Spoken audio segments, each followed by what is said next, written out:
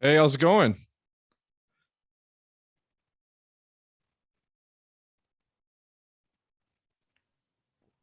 What's up?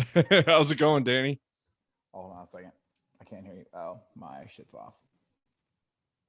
All right. I think I'm good now. Can you hear me? Oh, I got you now. Awesome. Yeah, It's nice dude. to meet you, even though it's Yeah. virtual. Yeah, dude. Definitely. Definitely. Awesome. Yeah, and thanks for agreeing to be on the show. I actually didn't think you would, so I'm pretty pumped that you're here. Yeah. I do. Well, thanks for being flexible with the time also. I've got some kids, and so sometimes things going on, plans kind of change a day or two before. Yeah. No, absolutely. How many kids do you have? I got two. A Yeah, me too. yeah, 4-year-old and 8-year-old, both girls. Yep, two girls for me too. Oh, dude, there it is. How old? I have one that's almost four and one that is almost two. Oh, dude, yeah, you're right there. The 4-year-old, that one's fun. That's a fun age. Yeah, it's just crazy, like seeing their little personalities come out and Oh, dude. yeah, Yeah, yeah, definitely. and busy too, as you already know. Yeah, yeah, no, yeah, dude, no kidding. So, Yeah. yeah, so this sister worked pretty good, and I've got probably about 35 minutes or so, 35 to 40 minutes. I'm good to go. So, Okay, cool. yeah. Awesome. So I gave you about 10 or 11 questions and Uh-huh. I'll keep track of the time. If it's kind of pressing on that 35 minutes, I'll speed up or skip questions. Yeah, dude, sounds good. Okay, awesome. And you're good to go, or did you have any questions about the Nah, outline? dude, I'm good. I Okay. I, I looked at it once. Everything looked pretty straightforward, so I figure I'll just let you run it. Okay, awesome. What's going on, everyone? Welcome to the Mission Driven Mate podcast. We have a very special guest today, so make sure you stay until the end. Our guest is the owner of Excel Health and Fitness and is the CEO of Caffeine and Kilos. I want to welcome Danny Lehr to the High Achieving Community and Mission Driven Mate podcast. Thank you for being on the show, Danny. Caffeine and Kilos has been one of my favorite brands for a long time. As you can see, I'm repping one of your shirts over here. Looks good. Looks Awesome. good. And so, yeah, I'm just really excited to have you on the show. Yeah, dude, awesome. Yeah, appreciate that. I'm excited. Awesome, awesome. We'll dive right in then. Hell And yeah. can you share a bit about your story before Caffeine and Kilos? Yeah, so I played sports, a lot of sports growing up. Parents were always putting me into everything they could. And it kind of turned out wrestling was where I kind of did the best, had the most success. So I started coaching wrestling kind of right when I was in college, and that drove me to really want to be a PE teacher. So I like that I could, get out of school and coach. I don't know what job behind a desk where it's like 2:30, I got to go. So that kind of led me into teaching. I had a great time in that. I really like sciences too. So that major, that kinesiology major, was a ton of fun with all the physiology and everything. And then after teaching, or while I was teaching, I should say, I became part owner of a CrossFit gym. And so I found a guy in town. He had just started, and he was the teacher as well. And I was talking to him, and he really needed help. He was doing everything. And again, he had kind of just started, and his business partner who was starting with really just wasn't having anything to do with the business, right?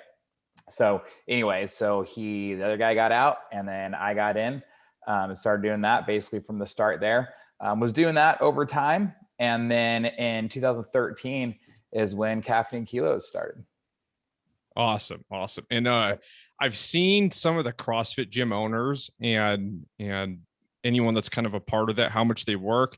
I remember someone that I used to work for. I mean, he was in the gym from 5 a.m. till sometimes 10 p.m. at night. Did you Yeah. experience anything like that in the beginning? Well, we were both, me and the other guy, we were both teachers. And so we just kind of worked the schedule out different ways. So when the gym actually first started, I think we only had classes like 3 or 4 days a week. And so there was 5 a.m. or 5:15 a.m. And then they were at 4, 5, 6, 7 p.m. And so we would kind of split the load there. I think he would do the early morning class most of the time, then one, one of the afternoon classes, and I would do the other two. And we just kind of ran it like that for a while until the ones kind of had our feet under us and had a few more clients. Then we expanded to every day, and brought some coaches on and hired coaches so that the amount of classes we were coaching went down a little bit. But yeah, at the very beginning, that was pretty much it. It was there's a class going on. We're the ones coaching them. In 2013, that's kind of when CrossFit like really started taking off, right? Yeah. So the affiliate we started in 2008. And then in 2013 is when Caffeine Kilos started. Okay, gotcha. Mm-hmm. Yeah, And but then, it was kind of around that time, like kind of around 2010, got it. 2010, 2013. That was kind of, yeah, when CrossFit got a big kind of bump. Gotcha. And before we kind of go into what your brand is all about, can you talk about what the process was like starting your own business and some of the challenges that you faced in the beginning? I mean, absolutely. So, I mean, every business I've started or been a part of has been one of two things. It's either been solving my own problem, or just kind of a project that started out as something fun to do and then turned into a business. So, for example, with the CrossFit gym, what happened is I started doing CrossFit, and I was looking for a local affiliate, and there just weren't any. Like there was one in this town that was like 10 miles away. And so I contacted him. He's like, meet me at the park. And they were an affiliate, but they were working out of his garage. And he had just got his first lease on this 900 square foot building. Right. And so that's kind of how that happened. Is I was trying to find a CrossFit gym to go to myself. And then I ended up partnering up with that guy. And so that was kind of just really scratching my own itch as much as anything. And that's kind of how that's been for a lot of different things. Or like with Caffeine Kilos, for example, that was really just kind of a fun project that got out of hand in the best way. But we just wanted to host a weightlifting meet and get the best weightlifters from around the country to come lift in it. And so there was really no money in the sport, and there weren't big audiences. So I said, well, what if we provide a cash prize and we get a crowd for them to lift in front of? I bet they'd love. I know they'd love to come out and lift. And so that's kind of, we're just going to do that. We're just going to hold this event and have the best lifters in the country come out to compete for a cash prize. And I said, okay, well, we should, to get a crowd, we'll get a bunch of CrossFitters because they know the movements and understand the movements. And then we can hold a team competition, and we can use some of the money from the event to pay for the venue, and we'll get sponsors to pay the weightlifters. And that was the idea, is we're just going to do this, just host this competition. And then that competition turned into Caffeine Kilos. Like, as we talked about it more, people got more excited about it. And so we started putting together some stuff, some shirts, and said, well, if it's Caffeine and Kilos, we should make our own coffee for it. So then we put together the coffee and the shirts, and we started sending the shirts out to some friends that were pretty popular in the CrossFit scene and in the weightlifting scene before the event, to kind of help promote the event as much as anything else. And next thing you know, we're selling shirts and coffee online before it even happens. And so it is kind of one of those things where you start down this slippery slope, and, just keep taking action on things and see the opportunity and just kind of moving with the opportunity and kind of going where it takes you. And then I remember I was still teaching. I remember going back to school, and the other PE teachers, they're like, man, pretty busy summer. What'd you do this summer? I said, well, I got this event that we're doing that's in 3 weeks, and basically planned for that. I said, oh, you accidentally gave yourself a summer job. I said, I accidentally gave myself a summer job.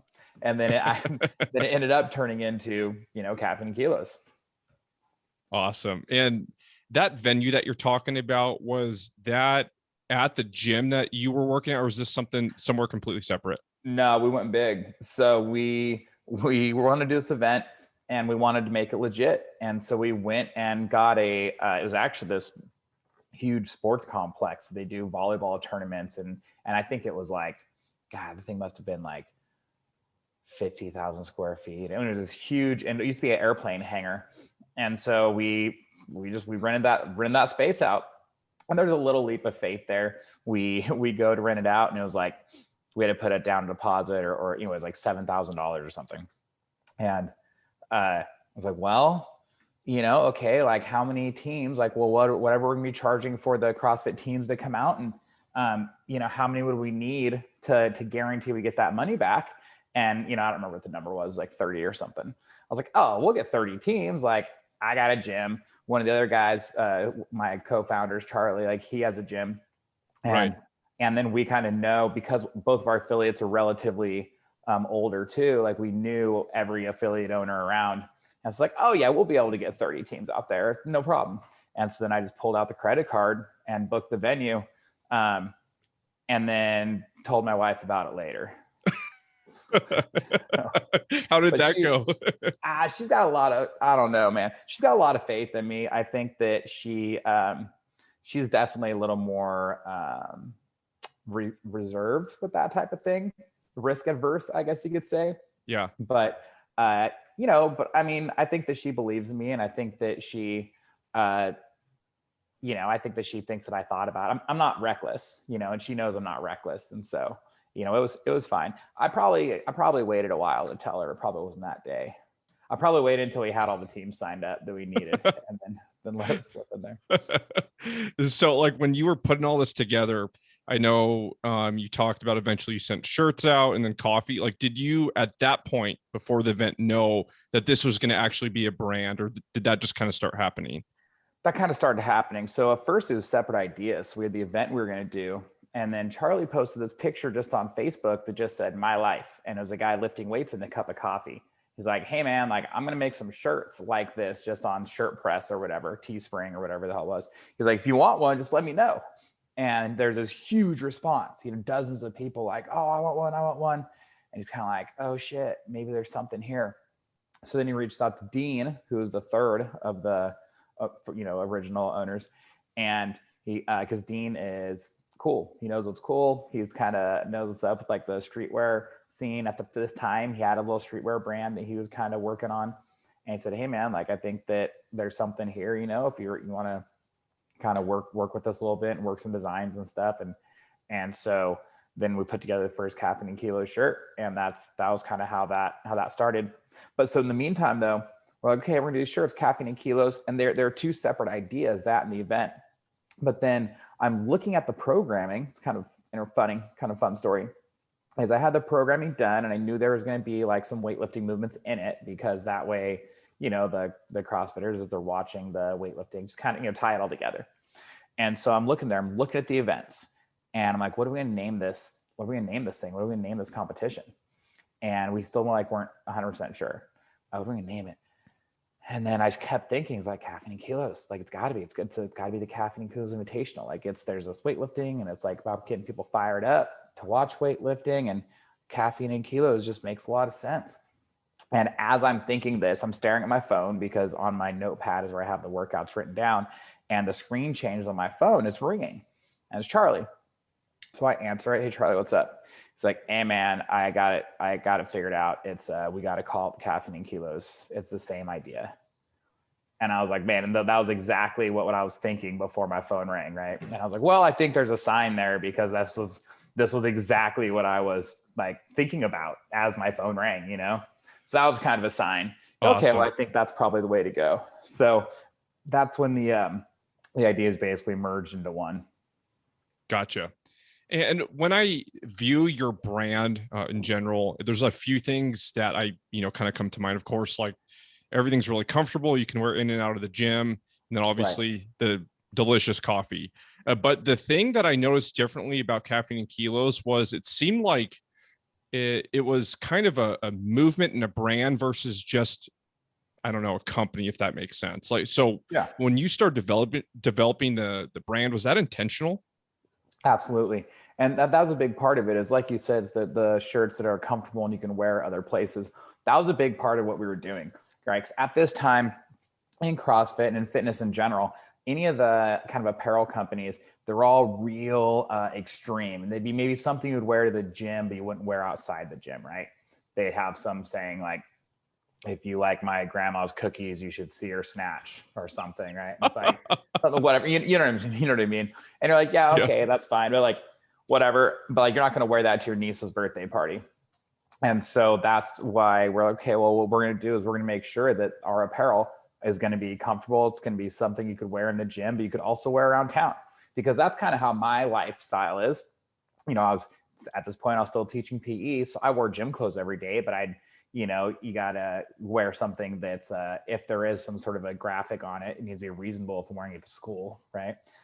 And that's, we were all kind of like that. And Charlie's a gym owner, so he did the same thing. He wore workout clothes every day as basically the uniform. And so we said, okay, we need to make sure that stuff is something that you could wear all day and then just go to the gym and still have it on, right? And you move it. And so that was kind of the whole thing, is that, so it was the lifestyle right out the gate, because it was, it's for the type of person who, is going to wear their gym clothes, out, other than just going to the gym type of a thing, or someone who really relates to that. And, Caffeine Kilos, getting fired up and lifting weights, right? And so it's those people who like doing that stuff, the same stuff we like. And that's really what was a big part of our success early on, I believe, is that we are our market, right? Like, we're not just trying to push something to other people. It's like, no, man, like 2 of the 3 of us own gyms, and the third Dean, like, had been doing CrossFit for years and was doing competitions. And at this point I was competing in weightlifting at a national level. And so, that's actually how Charlie and I met, was at weightlifting meets, And so it's like, we were all doing the exact stuff that we were talking about, like this. And it's funny. It's like, still do, you know what I mean? Like, I went to the CrossFit class in my gym today, like, I'm wearing our stuff right now, not just because it's our stuff, but it's because, it's comfortable, right? Like, so that's the thing, is we are our own market. And so I think that's why people feel like it speaks to them, or like it is a movement more than just, a brand or whatever, because they can relate to it. And it also seems like kind of before the push for like this type of clothing, I feel like back in the 90s, maybe early 2000s, everything seemed so boxy. Like nothing was like not form fitting, like athletic fitting too. Right. Yeah. And I mean, it's funny, like, talk about that. So whatever, I'm, 200 pounds, 6 foot. And so the thing is, I have to wear an XL. But if I wear an XL, like in a regular t-shirt, right, then, it's like loose around the arms, and it's like too big. Like, honestly, it's like a little too big for me. But if I wear a large, then like I can't grab something in front of me, right? Like my back like wraps around my back, and it's like kind of short, So it's like, all right, do I want to have on like a crop top when I reach up into a cabinet, or do I want to wear a like a potato sack, right? And so neither one of those seems like good ideas. So that's the thing too, is all our apparel is kind of made to fit well on somebody who works out, not to saying that, it would look bad on people that are different sizes. That's not the case. But in general, there's some basic things, like for guys, right? It's like long bodies and tight arms. Like, that's kind of make you look jacked, right? Right. And then it's the material, make sure it's material that, you can move in, that's not going to bind up, and that you can, go through every range of motion, and it's not going to interfere with that, So it's like, you have the right material. And like, me personally, I don't like working out in dry fit shit. Like, it just doesn't really work that well for CrossFit, so you want something that kind of has more of like that kind of cotton feel type thing. That's the most comfortable anyway, right? So it's comfortable. And also, if it's a dry fit thing, you're not going to be wearing that around town. Or if you are, it smells. So true. It does. So anyway, it's like, yeah, you want a shirt that looks like a regular t-shirt, but just fits well on people who work out, And so that's been a big part of everything we've done. Yeah, it's definitely more comfortable than some of, not all dry fit, shirts are bad, but this type of material is a lot more comfortable. I think 100% agree. No, absolutely. And I think it's better workout in too. I think especially like if you have a bar in the front rack, sometimes like dry fit shirts almost kind of scratch a little bit. Oh yeah. It's kind of weird how that works. Like, they feel soft when you have them on. When you need a bar in the front rack, it's fucked. And the bar will like slide off too. Anyway, there's a whole lot going on there. Even when you're like running too, even not necessarily doing any type of weightlifting, like same thing, in my opinion, at least. Yeah, definitely. 100%. And I kind of want to segue a little bit into CrossFitters. It's either cotton shirts or no shirts. That's the rule. No shirts. Yeah, that's kind of the way a lot of them go, for sure. Yeah, that's how I do it. And day to day for you, what does that look like, and what are some of the challenges you face as an entrepreneur? So day to day, I mean, the truth is, most days or every day is a little bit different. How my schedule currently is. So 3 days a week, I go up to the Caffeine Kilos warehouse. And then the other days I just kind of work from home or from the gym and that type of stuff. So everything's kind of blocked out around the business schedules. But so I get up early though, every day, 7 days a week. I get up at 4:30. I kind of work from 5 until 7. It's when the kids get up. And man, I'll tell you what, I get more done from that 5 a.m. to 7 a.m. than I might the rest of the day. No one's calling, texting. They're not expecting replies to emails or Yeah. texts, whatever. And so like, I don't even look at my phone during that time. But I just get up and kind of what are the biggest rocks? Like what's the number one thing I need to do that day where, the day would be a success if that's the only thing I get done. So I do those tasks during that kind of morning work block. And the kids get up at 7, kind of help get them ready for school, that type of stuff. Then at 8 o'clock, basically take the kids to school. And then then my day kind of goes depending on what day of the week it is. So whether that means I go up to the warehouse and kind of we have our meetings and get everything going for that week's release or whatever. Or if some days I'll go to the gym and work out for an hour, do the 8:30 class at the gym, and then start working after that. So that's kind of, and then I'm home for dinner at 5 o'clock every night. So Love it. And there's something special about the morning time, I think, like really early in the morning, like you were saying. Absolutely. Yeah. It's, not just the most important thing, but also I try to do my, like the dreaded tasks. There's that Mark Twain quote, right? Where he said, if you had to eat a frog every day, the best thing you could do is eat it first thing in the morning. Yep. And if you have to eat 2 frogs, eat the bigger one first. Yep. And so I really believe that. And so that morning time, I either do one of 2 things. It's either the most important task or the biggest thing I have to get done that day. I say 1 of 3 things. So like the most important thing I have to get done, or 2, something I've been putting off that I don't really want to do. Or number 3 is if there's something that's going to require like a lot of focus, creativity, if I need to do if I want to model something out, like a financial model for something, or if it involves writing, if I need to write something, or, like that type of stuff, something that's like creative outlet and that, where you just kind of go in the zone and shit, 5 minutes later, Right. That's the best time for kind of those tasks, Right.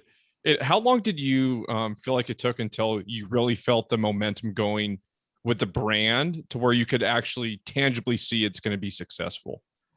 Oh man. I don't know. That's tough. Like I immediately, like it was pretty early. It's funny, man. People talk about like the hockey stick growth curve, it's flat for a while, it shoots up. Right. We did more of like a pull stick growth curve. Right out the gates, things went pretty crazy. We had that first event, and like I said, we started selling stuff online before the event started. And it was moving pretty well. And so, after that 1 more year of teaching, I was going to stop. But again, my wife's a little more reserved. So I found a job that was like a part-time gig and did that for a year. But it was, right away, things were shooting off, kind of right out the gates of the brand. It was good timing, as far as, with the growth of CrossFit and the growth of weightlifting at that time. We had lots of connections, from kind of being in the CrossFit space for a long time and me competing for California Strength and doing so at a relatively high level. And that helped. Charlie was, like sponsors with Progenics at the time, which had, all the most popular athletes he had some sort of connection with in CrossFit. And so it was just the timing of everything and kind of where everything was at and the connections we had at that time. It just really, it was like the perfect storm. So lots of confidence then in the beginning since it took off. Well, you see the results happen, right? Like when you see things happening pretty quick, it's like, oh, okay, let's just keep this thing going, Yeah, absolutely. And it's about getting momentum, and it's like keeping momentum, right? When you get these little wins, like you just got to double down on them. Right. Absolutely. And I wanted to make sure I asked you today about the Fitness Business Summit. I saw that you were a speaker there. So I just wanted to kind of hear a little bit about your experience there. It's a good time. So how that kind of came about is this guy, Jay Ferrugia, has a podcast, Renegade Radio podcast. That's a great show. It's about health and fitness stuff. It's pretty popular. So we were on that with him. And then after the show, he said, hey man, I think you would really get along well with my buddy Bedros. Let me introduce you to Bedros Keuilian. And so if you don't know, Bedros is the owner of the Fit Body Fit Body Boot Camp franchise. Oh, okay. So he owns the whole show, Fit Body Boot Camp, and then he, does and then they're franchised out. So, so he's very successful guy, has a lot of experience stuff. So I hop on a call with Bedros. I had no idea what was going to come out of it. Just Jay said I should meet him, so I should probably meet him. And so then I'm talking to him, and then he tells me a little bit about the fitness business summit, and he said he was kind of aware of Caffeine Kilos and the things we were doing and things I had done, and so then invited me to go out there and speak. And so it was fun. I've done quite a few public speaking things, with the background in education. Like it's kind of one in my skill set, So anyway, so I did that, had a great time. And then also it was fun. Met some people that have made a big difference. Actually, then Bedros introduced me to this guy, Craig Ballantyne, who I hired as business coach. And he's made a lot of positive things in my life and helped me out a bunch. Also, he's the reason why I work from 5 to 7 a.m. every day. Awesome. And so, anyways, that was a great experience, great event. It was a lot of fun there. And it's so obvious, at least for me, when someone has a background in teaching. I worked for the fire department for a long time, and one of my instructors in our fire academy, he was a teacher previously. Right. And he was probably the only one where I didn't feel like I had to take notes or study for 6 hours after the lecture. I understood because he was actually teaching it. So I always thought it's so obvious, when someone is a teacher before. Yeah, it's like anything, right? It's practice, so it's like I taught for 8 years. And so if I'm doing 5 classes a day for 8 years, right? Like I've presented, whatever, thousands, tens of thousands of lessons. So. Yeah, absolutely. Kind of like refining your snatch or your clean and jerk, right? That's it. Yeah. Except it's easier than that. Refining your snatch and clean and jerk is like the hardest thing. I agree. Mine was always pretty terrible. And, any future plans that you can talk about with Caffeine and Kilos? I mean, well, right now, we're in a good spot. We've been growing over the last year or two, especially this year. We're doing well. We're focused. That really helps. And so, I mean, as of now, we got a few things in the works coming up, but the main thing is we just want to keep promoting that healthy, active lifestyle. Like that's the whole key. Like that's what really matters, And so that's, as long as we're doing that, as long as people are, wearing our stuff and feeling good about themselves, because man, I'll tell you what, like put on a shirt that fits good, like it just increases your confidence, feel good about it, right? And then same thing, like, if you're drinking our coffee, if you're making our coffee in the morning, that you bought that bag of coffee from a brand, from a fitness brand, right? From a brand that's in the fitness space. Like that. So like, these are like little reminders, right? It's like everything you do, this is a James Clear quote, but like everything you do is a vote for the type of person you want to be, right? Every action you take.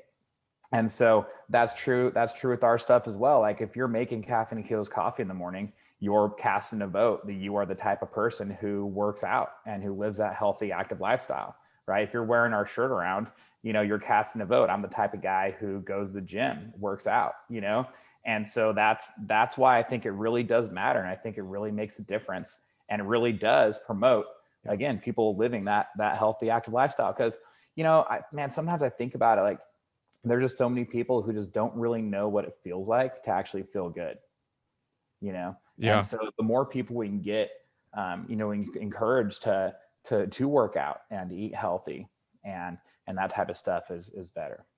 I appreciated so much all the gyms or companies or brands that were preaching that, especially the last year or two with everything that was going on in the world, preaching being healthy and active and exercise. Cause I feel like people kind of stopped talking about that when that maybe was what was needed most. I absolutely think it's needed most, right? Yeah, absolutely. And most important question for you of the day, what is your favorite type of coffee? Oh, I like a light roast generally. As far as origin goes, it's kind of, I'm open to different things. Like Ethiopian's good, but sometimes they can be a little too fruit forward. But I like a good, well-balanced light roast. Awesome. Awesome. Yeah, man. And so this is going to be the last part of the show. I want to give you the floor for a couple more minutes. So if there's someone or a listener that's looking to develop their brand, is there a few tangibles or takeaways you can give them with what they could do in the beginning? Because, obviously for some people, the beginning steps can be the hardest. All right. So I think that with people starting a business, like I said earlier, is make sure that it's something that you're passionate about. And I think the best businesses, in my experience, and from different, friends I have that own businesses and are successful, is again to scratch your own itch, right? So make sure that whatever you're doing, it needs to solve somebody's problem, but it's best if it solves yours, right? I Because love that that. way you really know what's going on.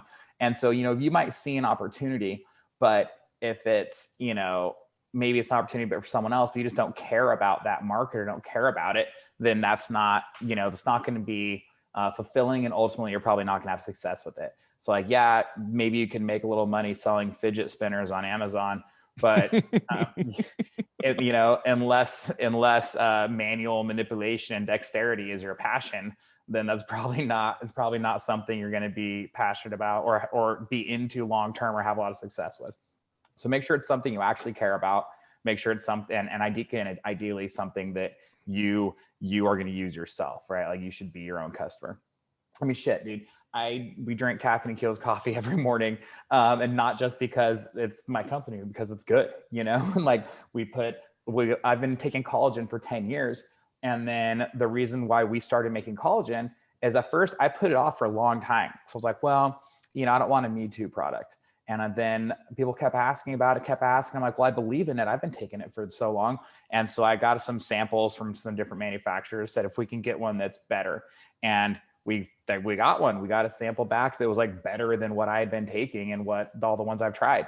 So like, okay, and that's just to tell you, like, I take our collagen because it's the best, not because it's ours. I drink our coffee because I like it. Like I use all the Caffeine Kilos. I'm wearing the shirt right now. I use all the products because they solve my problem. They're the things that I needed, And so if you ultimately stay true to yourself and work on solving your problems and do the things that you like and the things that you're into, there are people like you, no matter how weird you think you are or might be, because everybody's weird. Everyone has their little quirks.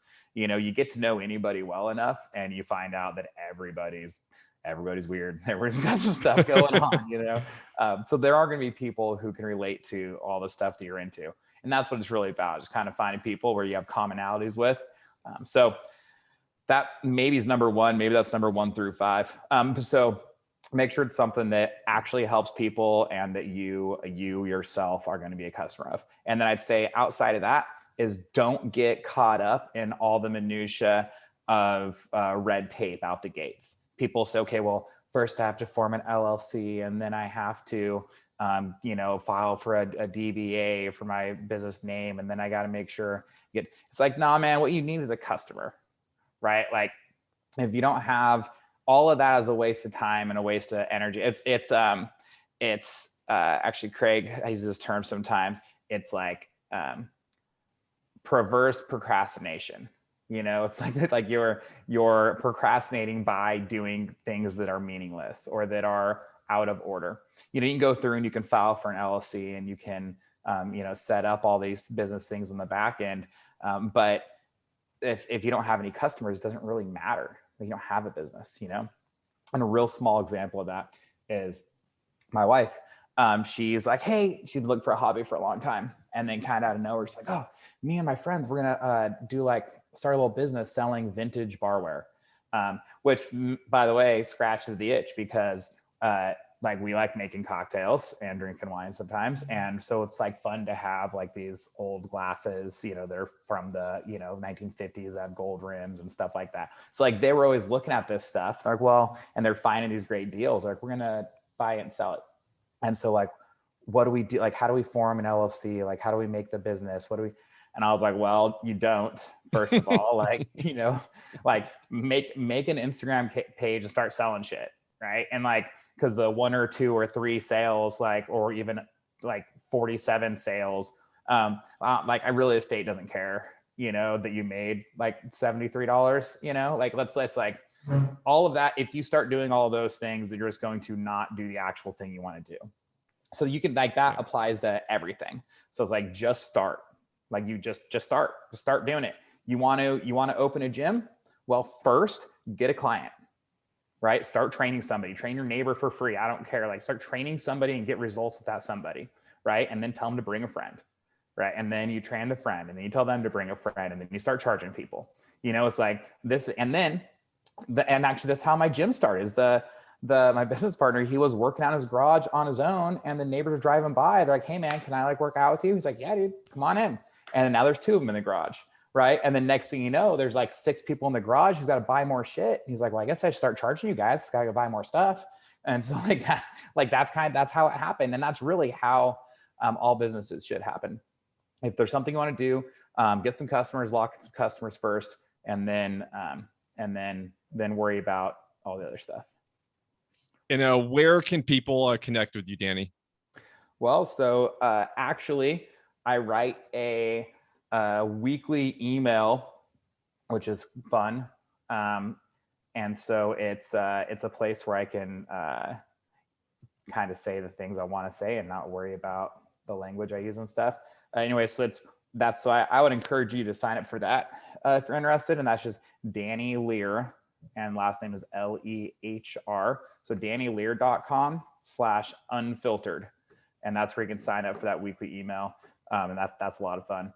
Or it's on Instagram. It's Danny_Lehr. So that'd be the best place to find me. And of course, you should go to caffeinekilos.com and check it out. I'll make sure to link those in the show description. And thank you, everyone, for listening to the Mission Driven Made podcast. If you found value in this, subscribe to the show and leave a 5-star review. And most importantly, share it with a friend. Danny, thank you for being on the show and bringing value to all the listeners today. It was awesome chatting with you. Until next time, everyone, stay mission driven. All righty.